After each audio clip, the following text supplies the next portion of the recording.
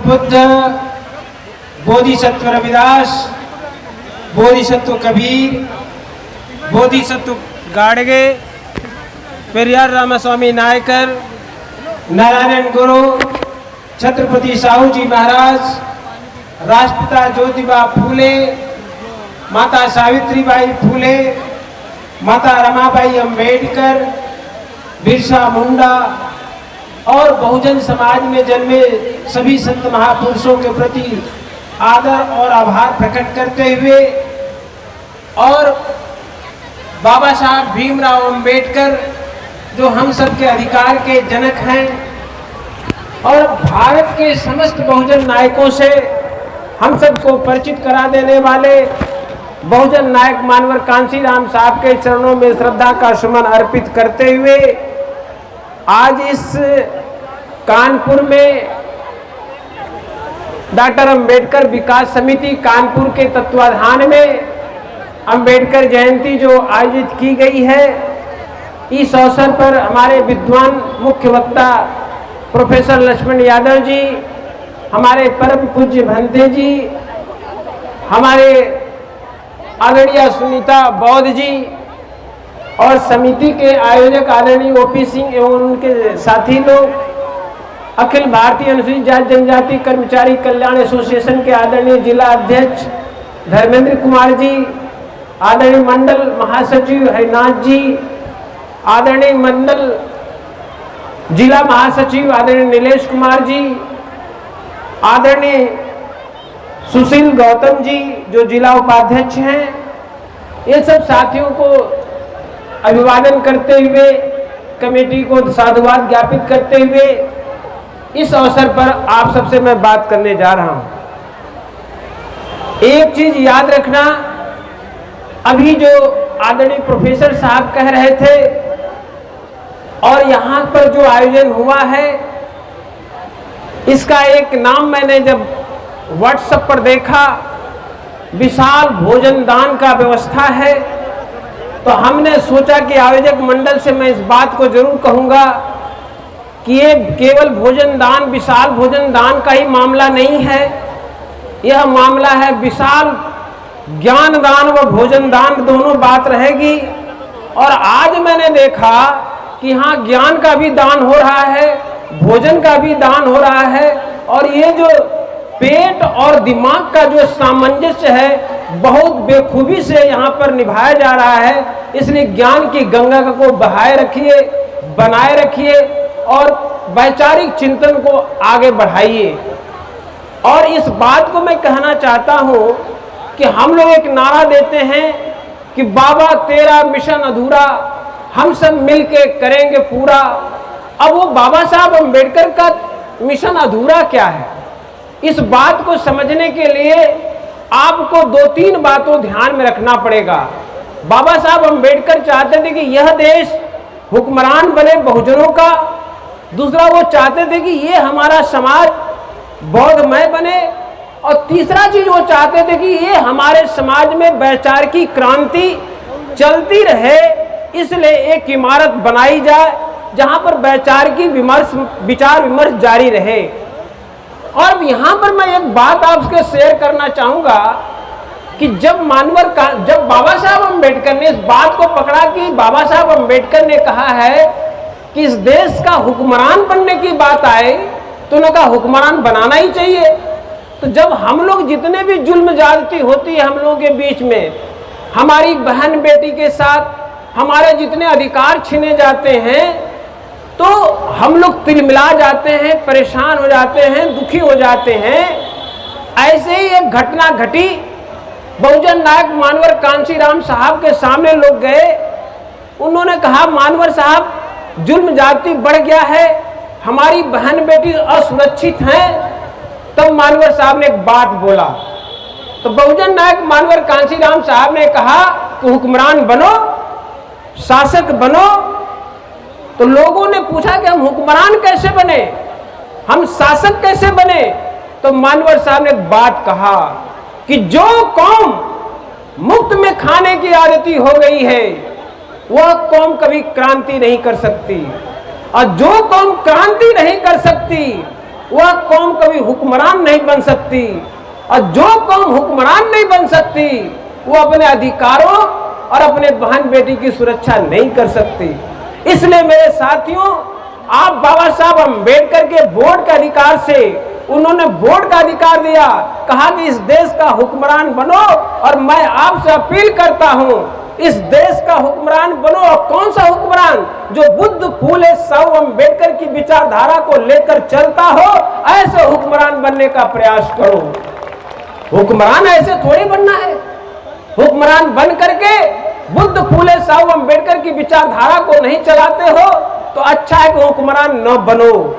क्यों मैं कहता हूं कि रास्ता, आपका रास्ता, आपने कितनी दूरी तय की ये मायने नहीं रखता। मायने ये रखता है कि आपने किस दिशा में अपना रास्ता चुना है।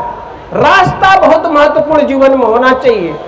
और मेरे साथियों, उत्तर प्रदेश का चुनाव हुआ, सारे लोग दुखी हो गए, सारे लोग परेशान हो गए, कोई डिप्रेशन में आ गया। अब क्या होगा, अब क्या होने वाला है? कुछ नहीं होने वाला है।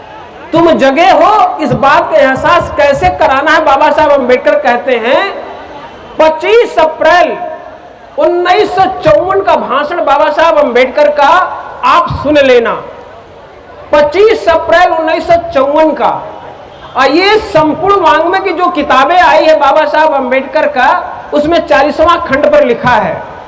जब इस तरह से चुनाव हार गए लोग, तो सबको पता है कि बाबा साहब अम्बेडकर 1952 का चुनाव हारे थे और 1954 का भी चुनाव हारे थे।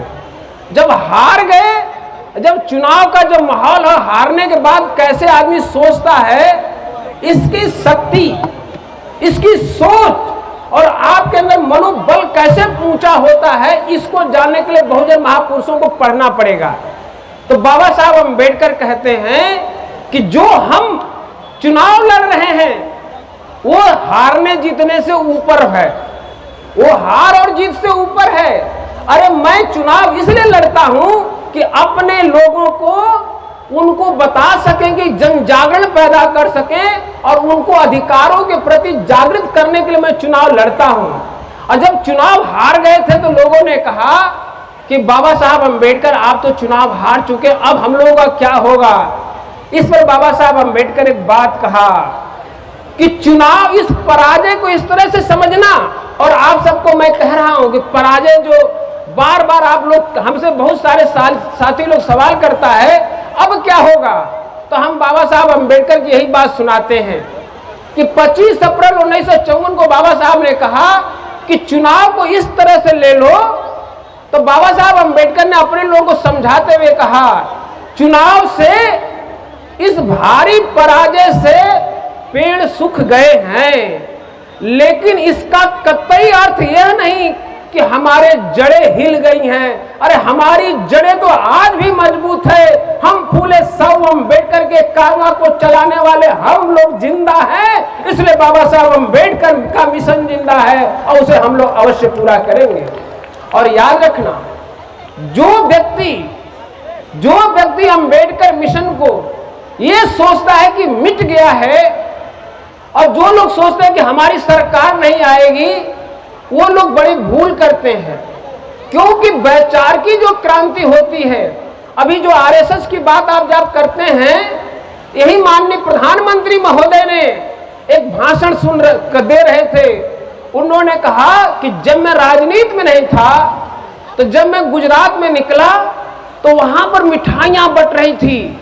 जब मिठाइयां बंट रही थी तो मैंने पूछा कि ये मिठाई क्यों बंट रही है, तो लोगों ने कहा कि जनसंघ की तीन लोगों की जमानत जब्ती बच गई है।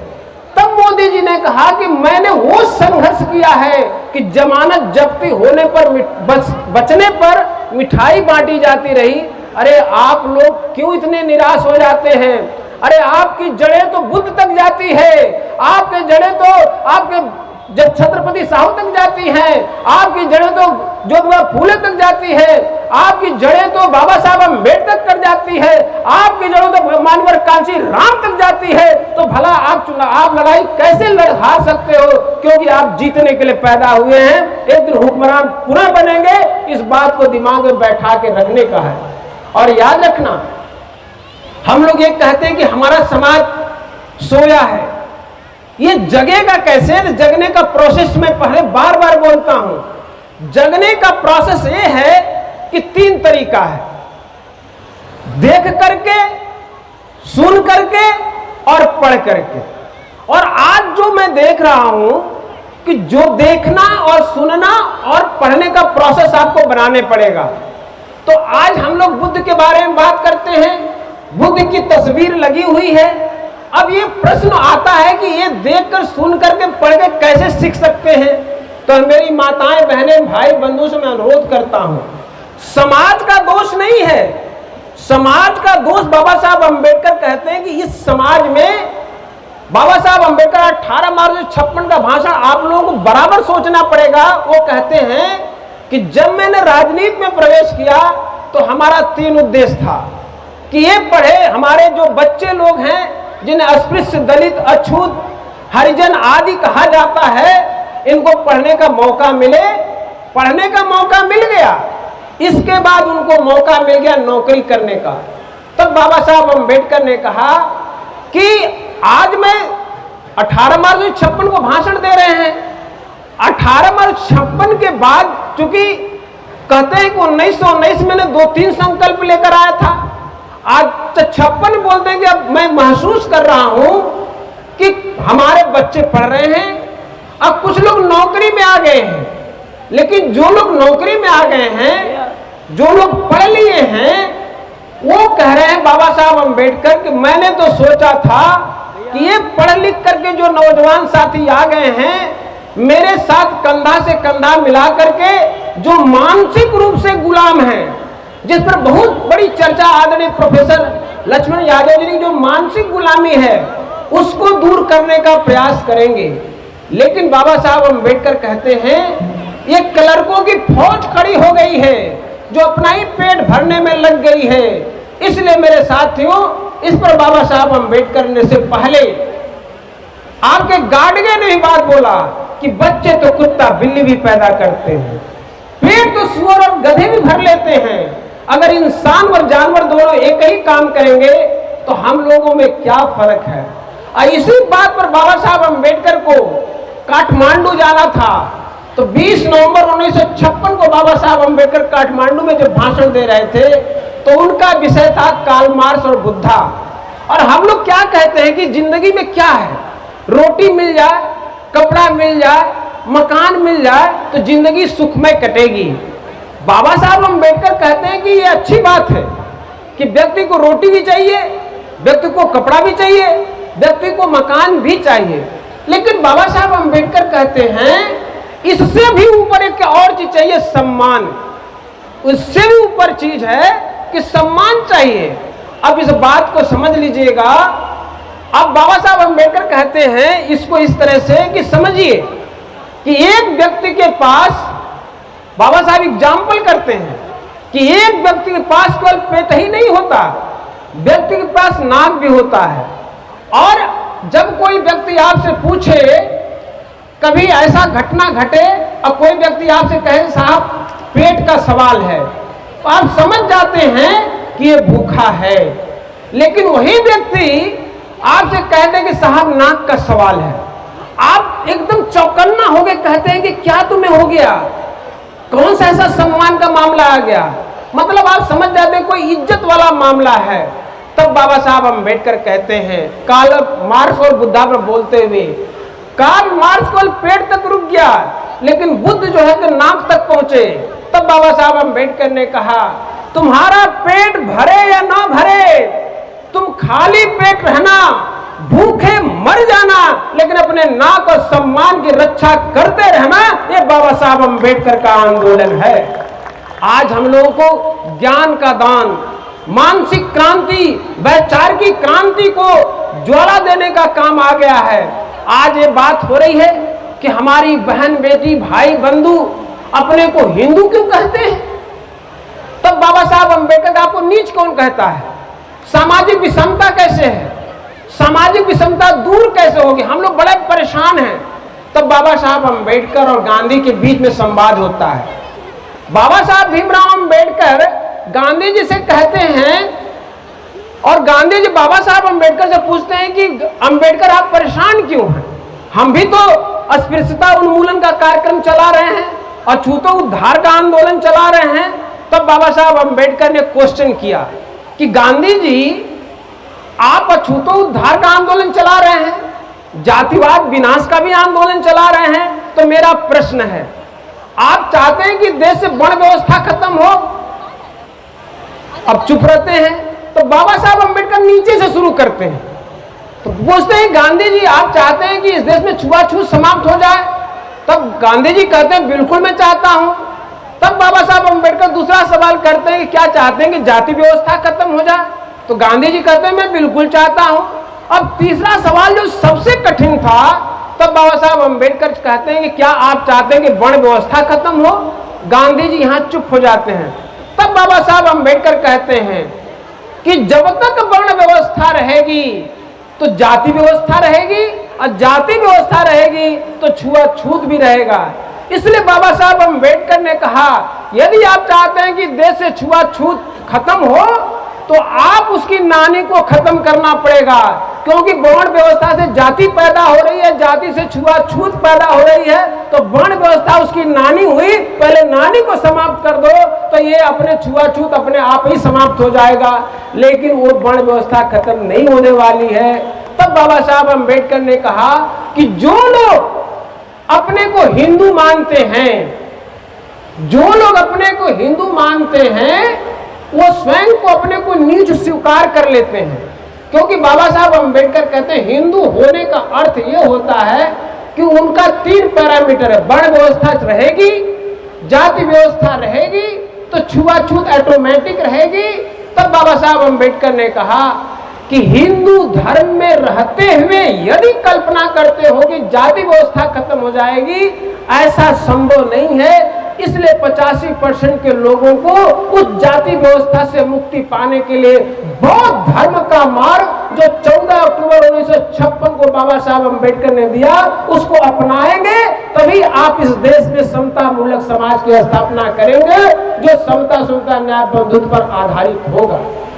इस बात को समझने के लिए अब एक बात आप लोगों को और बता दूं, क्योंकि आपको खाना भी खाना है और इसके बाद हम बाधा भी नहीं बनना चाहते, तो मैं आपके बीच में एक बात कहना चाहूंगा कि हम लोग अपने ज्ञान बुद्धि का यदि सही ढंग से प्रयोग नहीं करते हैं, हम देख करके बुद्ध फूले को भी नहीं समझ पा रहे हैं और हम लोग पढ़ के भी नहीं समझ पा रहे हैं, अब बाय द वे सुन को भी नहीं समझ पा रहे हैं, अपने ज्ञान बुद्धि का यदि सही इस्तेमाल नहीं कर रहे हैं, तो बाबा साहब अम्बेडकर का एक भाषण है 8 मई 1955 का, इस बात को थोड़ा ध्यान से समझना की कोशिश करिएगा। वो कहते हैं यदि कोई व्यक्ति पढ़ा लिखा है, ज्ञान उसके पास है, बुद्धि है, विवेक है और प्रज्ञा है, जिसे कठिन प्रज्ञा अगर मैं बोल दूं प्रज्ञा है, तो प्रज्ञा को अंग्रेजी में कहा जाता है विजडम।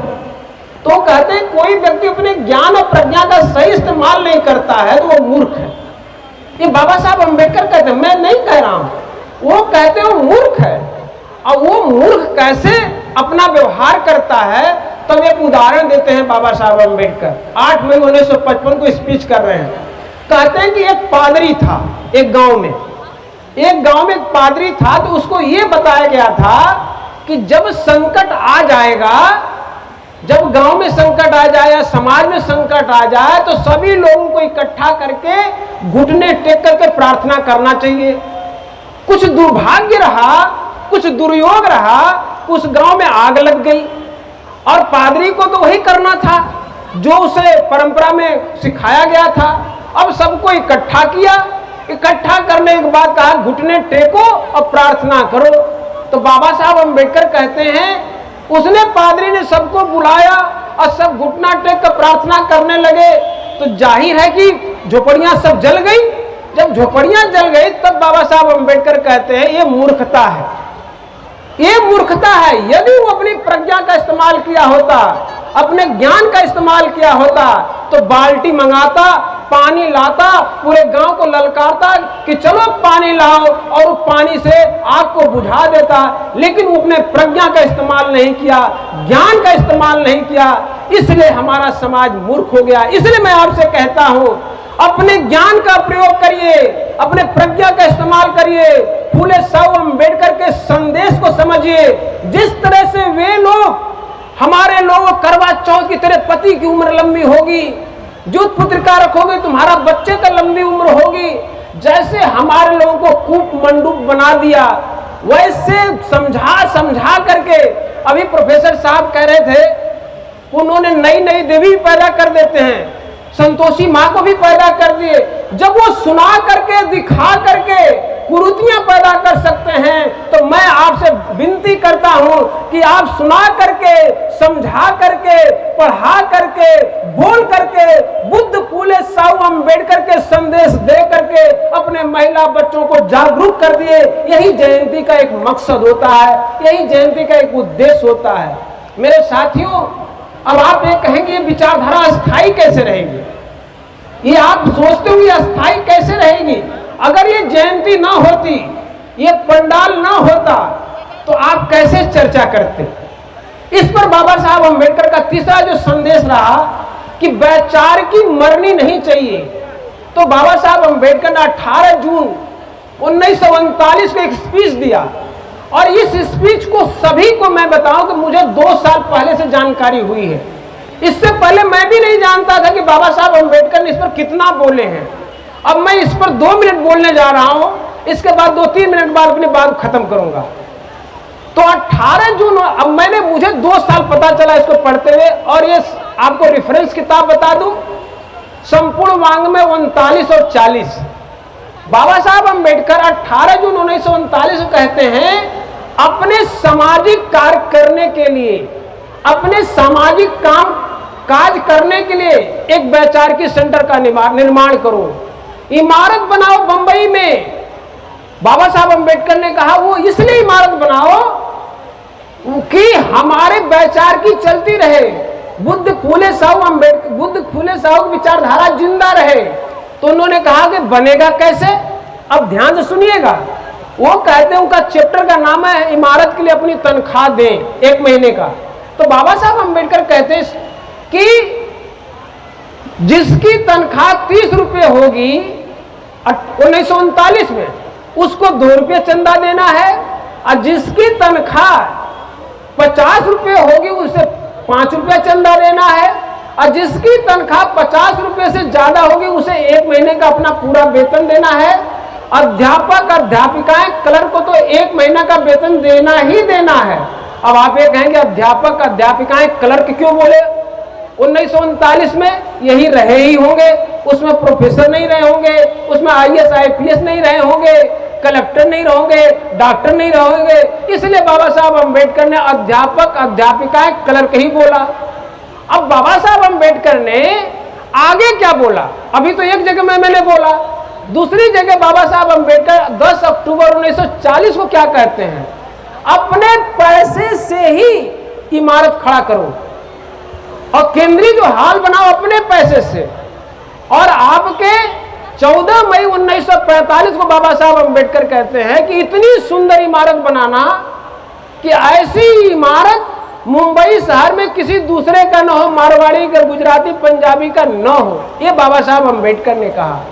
और याद रखना, 28 सितंबर से पहले 17 अगस्त 1952 को बाबा साहब अम्बेडकर ने कहा, गुस्सा करके, बाबा साहब अम्बेडकर बड़े गुस्सैल भी थे, उन्होंने कहा कि मैं जो इमारत बनाने की बात कर रहा हूं, जो वैचारिकी सेंटर बनाने की बात कर रहा हूं, वो नाटक नौटंकी मनोरंजन के लिए नहीं, मैं तो चाहता हूं कि वह इसलिए बने जैसे उच्च वर्गीय लोग चारों दिशा में डेवलप कर रहे हैं, विकास कर रहे हैं, हमारा समाज भी डेवलप करे, विकास करे। इसलिए आप इस इमारत को अवश्य बनाओ। और याद रखिए, जब भी नहीं बना, 28 सितंबर 1952 को बाबा साहब अम्बेडकर कहते हैं कि आप लोगों को मैं इतनी बार कह रहा हूं कि इमारत बनाओ, केंद्रीय हॉल बनाओ, वैचारिकी सेंटर बनाओ। आज आप जरा देख रहे हैं आरएसएस का सेंटर नागपुर बना है। अभी प्रोफेसर साहब ने कहा कि मैं सेंटर पर गया था, आरएसएस का सेंटर के पास में मैंने बोला, और आइए ये क्यों बात बोल रहे थे कि आरएसएस तो वहीं पर है, वहीं से पूरे बुद्धि दिमाग आता है। तो बाबा साहब अम्बेडकर इस बात को पहले ही समझ गए थे कि हमारा जब सेंटर होगा तो हमारे लोग विचार विमर्श करेंगे। इसलिए बाबा साहब अम्बेडकर न बनने पर 28 सितंबर 1952 को कहते हैं कि अब मुझे पढ़े लिखे लोगों पर भरोसा नहीं है, अब मुझे 3 लोगों पर भरोसा है, आम लोगों पर, गरीब लोगों पर, अशिक्षित लोगों पर। जरा सोचना, जो बाबा साहब अम्बेडकर चाहते थे कि ये हमारा समाज पढ़ा लिखा हो, नौकरी में आए, राजनीति में जाए, खुशहाल बने, समाज को खुशहाल बनाए, लेकिन उनका वैचारिकी सेंटर न बनने से इतना दुखी थे। यहां तक बाबा साहब अम्बेडकर ने कहा 20 जुलाई 1952 का 20 जुलाई 1952 को बाबा साहब अम्बेडकर कहते हैं कि जरा पूछना कि क्या शिक्षित युवा सामाजिक कार्य करेंगे? ये क्वेश्चन रेज करते हैं।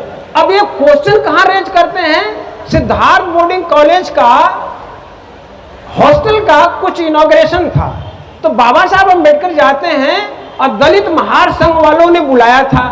तो बाबा साहब अम्बेडकर सबको पूछते हैं कि आप लोग इतना बढ़िया काम कर रहे हैं, मुझे संतोष है, आप सबको बहुत बहुत धन्यवाद, लेकिन मेरा एक सवाल आपसे पूछने का मेरा मन करता है।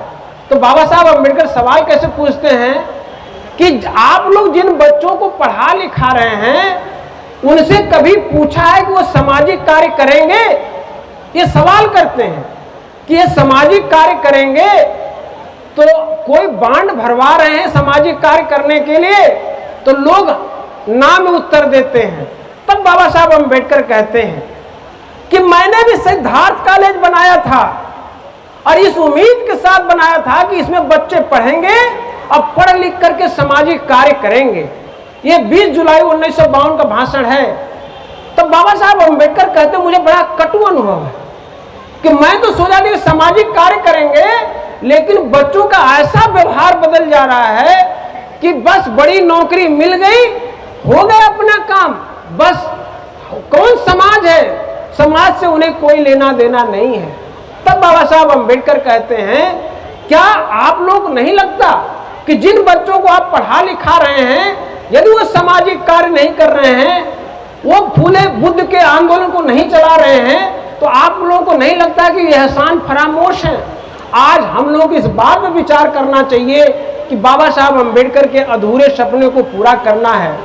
और जो बात अभी हरिनाथ जी बोल रहे थे, मंडल महासचिव अखिल भारतीय अनुसूचित जाति जनजाति कर्मचारी कल्याण एसोसिएशन, उस बात को आप लोग हो सकता है कि ध्यान से न सुना हो, लेकिन आप सबसे अनुरोध करूंगा कि पढ़ के जरूर समझिएगा, क्योंकि बाबा साहब अम्बेडकर का जो 1938 से लेकर 1956 तक इस बात को कहते हैं कि केंद्रीय हॉल बनाओ।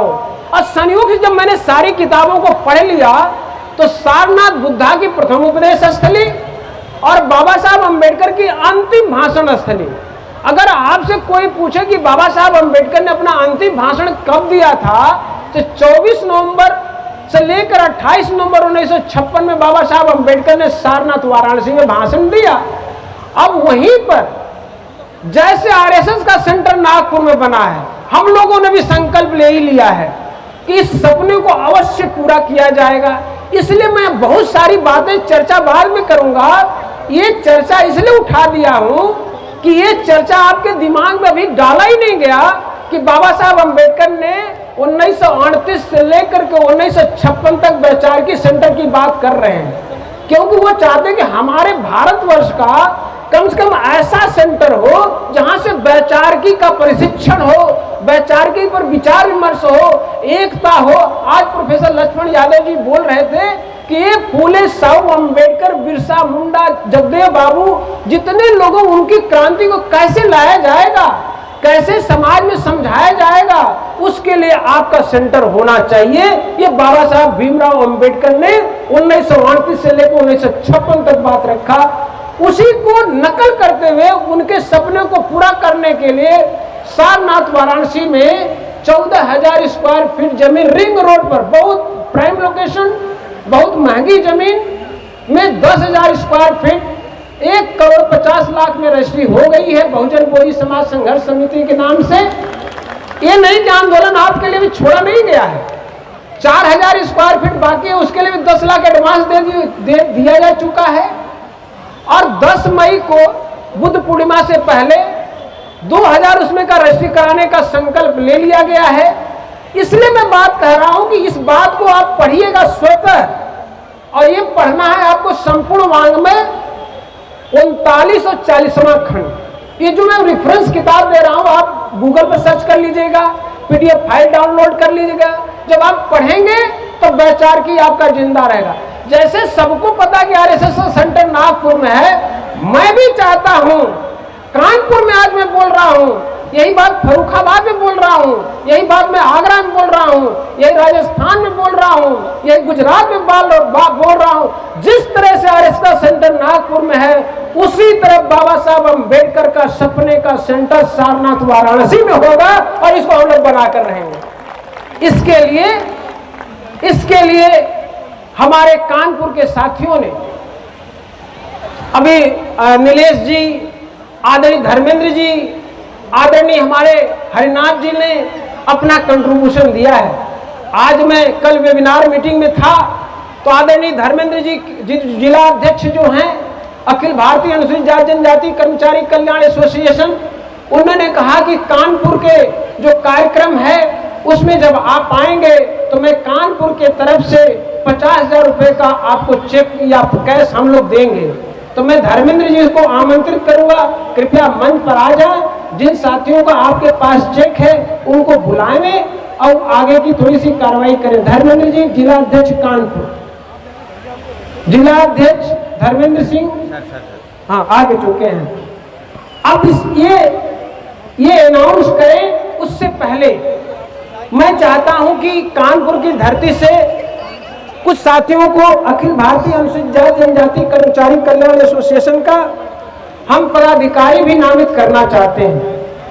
हम अभी इस कार्यक्रम से पहले परम आदरणीय राज बहादुर जी के नेतृत्व में central bank of India SC ST OBC employ federation के माध्यम से बहुत बड़ा सेमिनार बाबा साहब का नरुला गेस्ट हाउस में हो रहा था।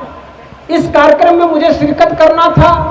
इन्होंने मुझे आदेश दिया, इसके लिए ओपी सिंह आदेश दिए, आदरणीय धर्मेंद्र जी ने आदेश दिया, मैं यहाँ शिरकत किया।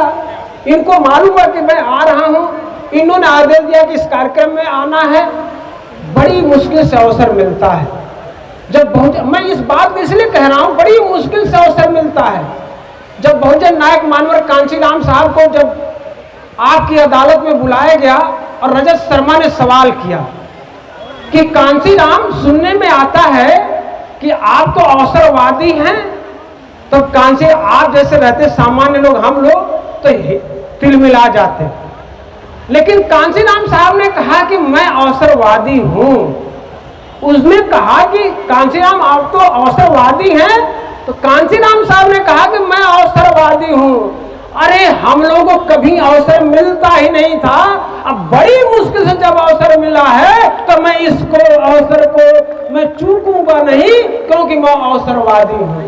तो मुझे जब अवसर मिला कानपुर में यहाँ आने का, ओपी सिंह के माध्यम से, आदरणीय धर्मेंद्र जी के माध्यम से, आदरणीय नीलेश जी के माध्यम से, ये जब अवसर मिला हरिनाथ के माध्यम से, पूरी कमेटी के माध्यम से, और जब यहाँ आने का जब अवसर मिला, बड़ी मुश्किल से मिलता है, याद रखना। ये मंच, माइक, माला बड़े बहुत मुश्किल के बाद मिलता है। इसको आसानी से मत समझिएगा।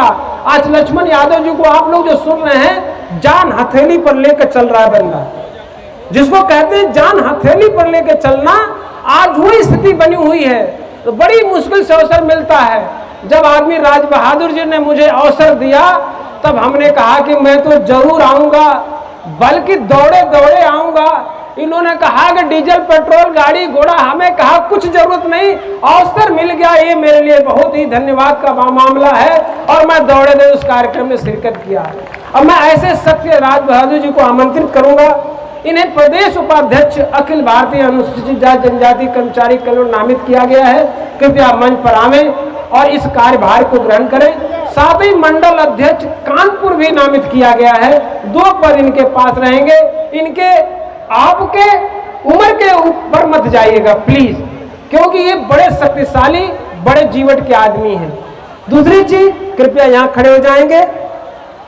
सुशील कुमार गौतम जिला उपाध्यक्ष, कृपया मैं नाम ले रहा हूं, चले आएंगे।